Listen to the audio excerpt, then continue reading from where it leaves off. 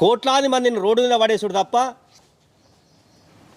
ఒక్క మంచి పని చేసినటువంటి పాపాన ఈ దౌర్భాగ్యమైనటువంటి ప్రభుత్వాలు ఈ ప్రభుత్వం లేదు.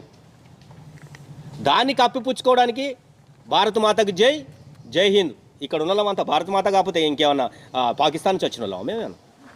మీకన్నా ముందు మేమే భారత మాతలం, మీకన్నా ముందు మేమే హిందువులం, మీకన్నా కరుడు కట్టిన హిందువులం. కానీ అది అన్నం పెట్టది. అన్నం పెట్టడానికి, పేదోన్ని బాగుపరచడానికి ఈ దేశంలో 12.5 సంవత్సరాల నుంచి మీరు ఎలగబెట్టింది తర్వాత చెప్తా ఒకరోజు మొత్తం మీ స్టోరీ, మీ కథ, మీ media management, social media management, మీరు ఏం చేస్తాన్రు అనేది వివరంగా ఆ సబ్జెక్టు వేరే చెప్తాం. ఇంకో మాట కూడా మాట్లాడినరు వెంకటేశ్వర్ గౌడ్ గారు. వారు మాట్లాడుతూ మీ కార్యకర్తలను కాపాడుకునే తెలివి లేదు మీకు, మీరేదో బాగా చెప్తాన్రు అని మాట్లాడినరు. నేను అడుగుతున్నా వెంకటేశ్వర్ గౌడ్ గారు, నీ పక్కనున్న ఊర్లో నీ పక్కనే ఉన్నటువంటి మండల అధ్యక్షుడు ఆ ప్రాబ్లం ఉన్నదని చెప్పి నాకు ఇబ్బందులుతాయని చెప్పి నీ ఒక ప్రెసిడెంట్గా నీ దృష్టికి తీసుకొస్తే కనీసం ప్రాణాన్ని కూడా కాపాడాలన్నట్టు వ్యక్తివి నువ్వు కూడా మా గురించి మాట్లాడుతున్నవైనవా? మాట్లాడే ముందు ఏం మాట్లాడుతున్నావని గ్రహించి మాట్లాడాలి. ఇలా ఒకరా ఇద్దరా? మీరు బాగా అంటారుగా చీమ కూడా ఆలనీయం మా కార్యకర్తల మీద. ఎంతమంది ఉన్నారు మీ దాంట్లో జైలుకు పోయిన వాళ్ళు? ఏం చేసిండ్రు? ముసుగు కప్పిను కదా ఒక ప్రధాన కార్యదర్శిని స్టేషన్ తీసుకుపోయి ముసుగు కప్పితే కూడా నువ్వు ఏడవన్నావు. అప్పుడు మీ నాయకులు ఏడవన్నారు, కనీసం నిలదీసి అడగలేదు కదా. జయరామ్ను తుక్కు సావదా కొడితే మీరు ఏం చేసిండ్రు? ఒక జిల్లా వైస్ ప్రెసిడెంటు ముత్య సత్తారాను 36 రోజులు జైలు పెడితే మీరు ఏం చేసిండ్రు? హరినాయక్ గారిని పెడితే ఏం చేసిండ్రు? అన్నిటికన్నా ముఖ్యంగా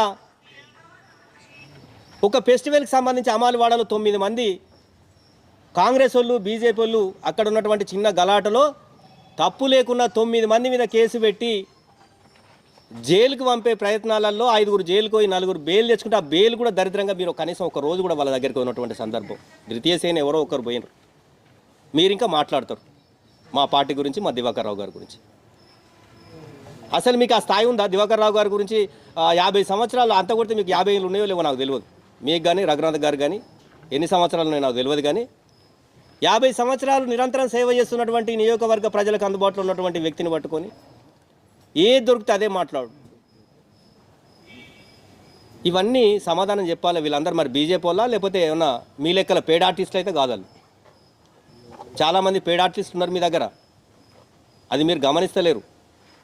అసలైన బీజేపీ వాళ్ళేమో పక్కకున్నారు. వాజ్పేయి హయాంలో ఉన్నటువంటి బీజేపీ నాయకులు ఆయన విలువగలడు ఒక్కోటితో పీక్తే వీకర్ ఉండని పోగొట్టాడు. మీరు ఇప్పుడేంది పక్క భారతదేశంలో దొంగలను లంగలు అందరూ చేర్చుకొని 1000 కోట్ల ఉండలను చేర్చుకొని మీరు పబ్బం గడుపుతారు. అక్కడ గంతే ఉంది, ఇక్కడ గంతే ఉన్నది. పాపంగా మల్లారెడ్డి గారు శోభించి చచ్చిపోతే కనీసం సంస్కరణ సభన్న చక్కగా నడపనటువంటి విషయం మీరు గ్రహించాలి. వారు చెప్పినారు ఎవరికి క్షోభకు గురై వాళ్ళ సతీమణి గారు చెప్పారు, నేను ప్రెస్ మీట్ పెడతా, వీలు చేయబట్టి నా భర్త క్షోభకు గురైండు, ఆరోగ్యం దెబ్బతిన్నది, చనిపోయిండు, మాకు తీవ్రమైన నష్టం జరిగింది అని చెప్తే అధ్యక్షులుగా మీరు ఏం చేసిరు? మరి ఏం చేయలేదే? కనీసం కూర్చోబెట్టి అది కాదు ఇది అని చెప్పలేదే? వారే కాదు, స్వయంగా మా కుటుంబంలో కూడా నా నష్టం జరుగుతుంది. 35 సంవత్సరాల నుంచి ఉన్నదంతా ఊడ్చి చేసుకున్నారు మీ పార్టీ కోసం. అట్లాంటి వాళ్ళకి విలువ లేదు, అట్లాంటి వాళ్ళకి ఇది లేదు. ఇంకో మాట మాట్లాడతాను. అసలు మేము అన్నామా మీరు పైసలు తిన్నారు, మీకు 10 కోట్లు 20 కోట్లు 50 కోట్లు వచ్చినాయి, మీరు కార్పొరేషన్కి వెళ్తారని తప్పుడు రిపోర్ట్ ఇచ్చిండ్రు, కరీంనగర్ నిజామాబాద్ మంచిర్యాలకు వెళ్తుందని జాతీయ పార్టీకి ఇచ్చిండ్రు, మీ కోట్లాది రూపాయలు వస్తే మీ కార్పొరేటర్లకు తక్కువ పైసలు ఇచ్చి 30 మీరే దొబ్బిరని మేము ఎక్కడ అనలేదుగా. ప్రజలు అనుకుంటే మేము బాధ్యులమా దానికి? అసలు సిగ్గుండాలనా ఎవరికన్నా? ఒక పార్టీలో ఫండ్ వచ్చిన తర్వాత ఒక పార్టీ ఇద్దరిని నియమించి ఎంక్వైరీకి జరిపిన చరిత్ర ఎక్కడన్నా ఉందా మీకు? కాకపోతే ఇంకా మీరు మాట్లాడతారా? దివాకర్ రావు ఎప్పుడైనా ఆ పైసలు వాడుకున్నాడో నచ్చిందా మీకు? తెలుసో తెలియదో, నాకు ఇద్దరు తెలుసు ఈ జిల్లాలో. పడాల భూమన్న ఉండే తెలుగుదేశంలో ఫండ్ ఇస్తే మిగిలితే రివర్స్ తీసుకుపోయి చంద్రబాబు నాయుడు గారికి ఇచ్చాను.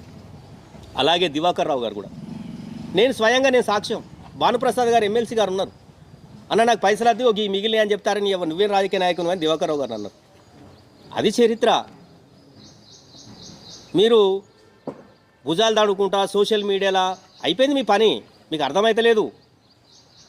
మేము మరి మీరు గాడిదల పనులు మీరు ఏం చేసిరంటే నాకు అర్థం కాదు. ఇన్ని రోజులు నీళ్ళు ఇడకపోతే కడెం నుంచి యువనాయకుడు విజిత్ గారు అక్కడ పోయి ప్రెస్ మీట్ పెట్టి పలానా డేట్ ఇవ్వకపోతే మేము పాదయాత్ర చేస్తామంటే ఎక్కడ వీళ్ళకి ఇది వస్తుందని చెప్పేసి మీరు ఒక స్టేట్మెంట్ ఇస్తారు.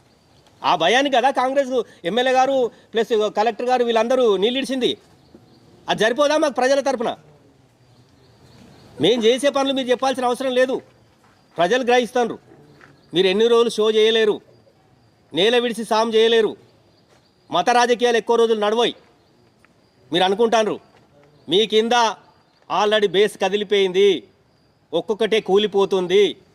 స్వయాన మీ జాతీయ అధ్యక్షుడి దగ్గరనే 60,000తో గెలిచింది, 20,000తో ఓడిపోయింది.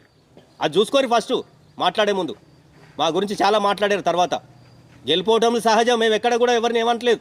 మేము ఓడిపోతాం, ఇంకోళ్ళు ఓడిపోతారు, అందరూ ఓడిపోతారు. ప్రజాస్వామ్యంలో మంచి వాళ్ళు ఓడిపోయారు, ఓడిపోతారు అప్పుడున్నటువంటి సందర్భాలలో.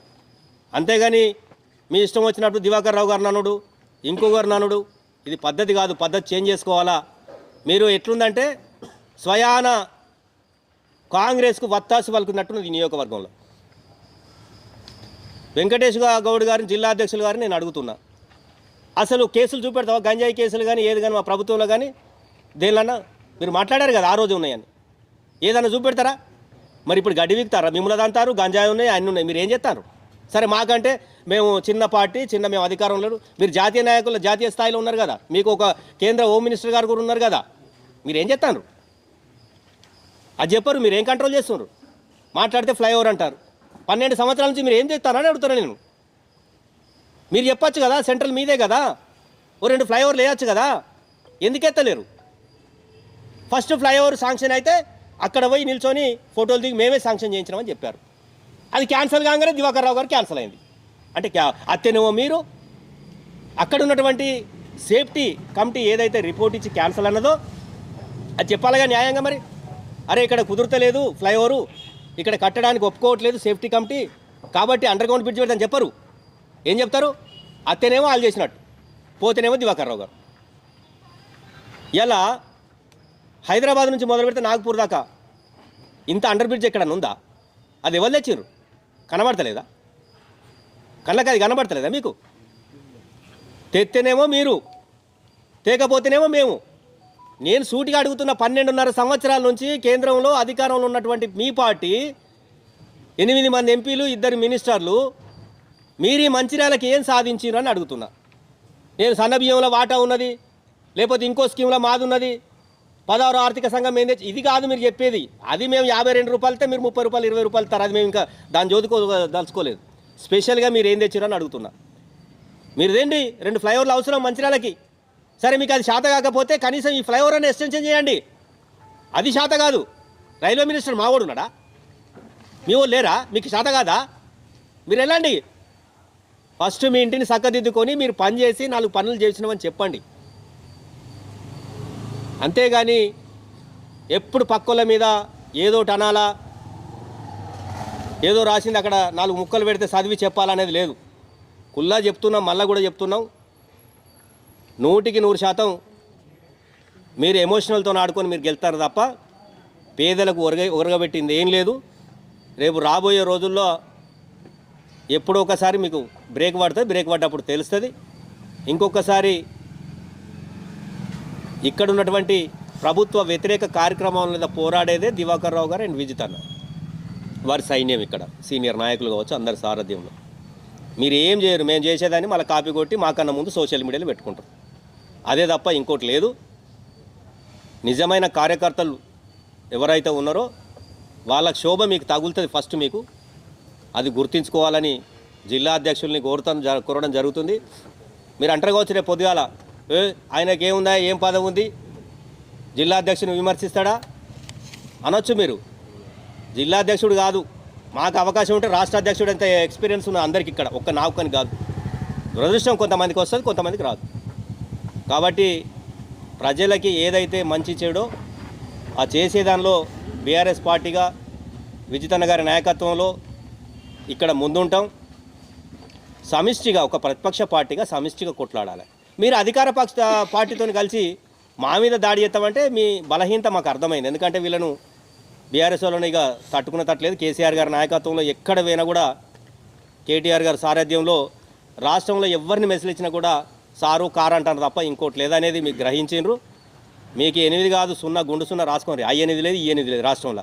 వీళ్ళ గుండు 0 వాళ్ళకు 2 3 మొత్తం కేసీఆర్ గారి నాయకత్వాన్నే ఈ రాష్ట్రం రేపు రాబోయే రోజుల్లో పూర్తి స్థాయిలో ప్రజలకు మేలు చేసే విధంగా ఉంటుంది. కాబట్టి ఇంకొకసారి దివాకర్ రావు గారు అనే ముందు మళ్ళీ చెప్తున్నా, మీకు మొదటిగా ఏదైతే చెప్పానో మళ్ళీ చెప్తున్నా, మీరు రండి.